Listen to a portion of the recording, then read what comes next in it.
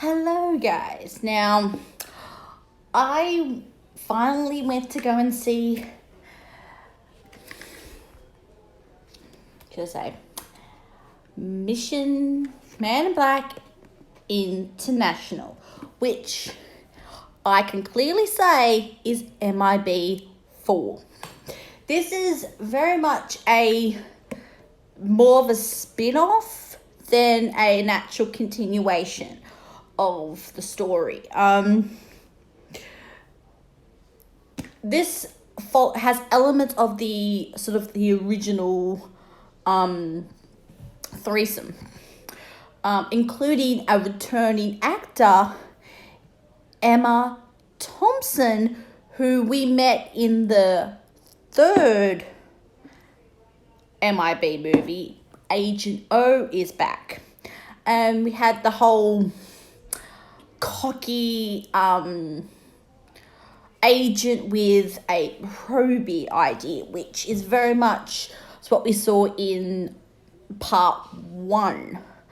And of course, the main reason why I went to see it was to see Chris Hemsworth. Now, it's funny.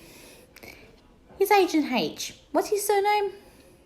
It's a little funny. And also, his co-star is also is actually Valkyrie from Thor 3. Teresa Thompson. I think it's how you pronounce her name.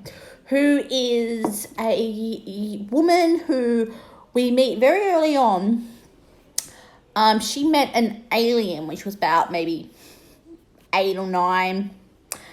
And instead of getting, phased, she did not. And has kept the knowledge of meeting aliens intact. And she has been trying to find aliens all her life after that incident. And she finally sees an alien and finally gets into the MIB, specifically the New York division, which to anyone who has seen the original 3, that is the main, what we consider the main headquarters. And she's a no-nonsense sort of chick, and O sees potential in her and sends her off to London, which is where she meets Agent H, who previously has sort of gone up against agents with Liam Neeson, who is Agent T, or High T, as he's also known in the movie. And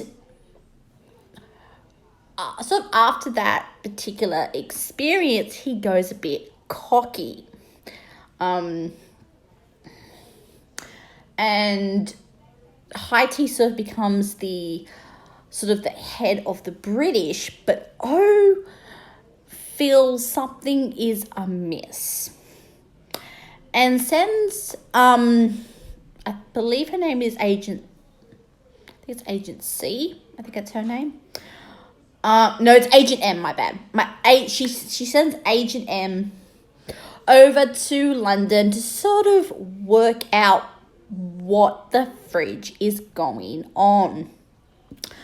And through this, she sort of discovers what's going on, and it pretty much sort of leads to a lot of craziness. So as far as I want to go through the plot, this movie, if you love the original 3, this one, it will definitely be very good. This sort of reminds me very much of the first one in the way it's sort of put together, and the character dynamics is very much like number one, specifically the agent characters. Definitely feels more reminiscent of part one.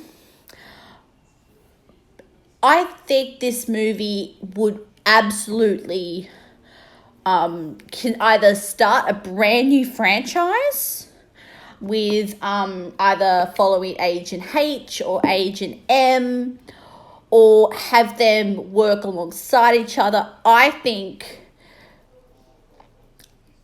this is definitely would sit so well alongside the previous ones. Surprised enough, I don't even have the original three. This really is a beautifully put together movie, and we actually see a couple of other favorite characters. We see Frank, who you would have met in the second movie. He's the little pug. I recognize that voice anywhere, and Frank's attitude. And we also meet the weird stick alien things that Will Smith's character sort of befriends at the agency, and it was really cool to see those aliens back. I thought it was funny actually seeing them back. The effects definitely are in line with the original three. It's got a lot of the charm, a lot of the humor that you would have seen in the original three. I thoroughly enjoyed it. I will pick this up on Blu-ray when it eventually hits Blu-ray. And Chris Hemsworth, if you're hearing this, please do more comedy. I think you've definitely found a new niche for yourself, Chris.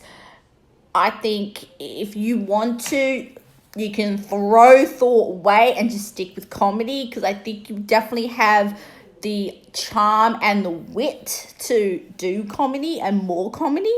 Please do more. And I think you and Teresa's chemistry really shine through, knowing for the fact you did work on Thor Ragnarok together. I think it actually shows.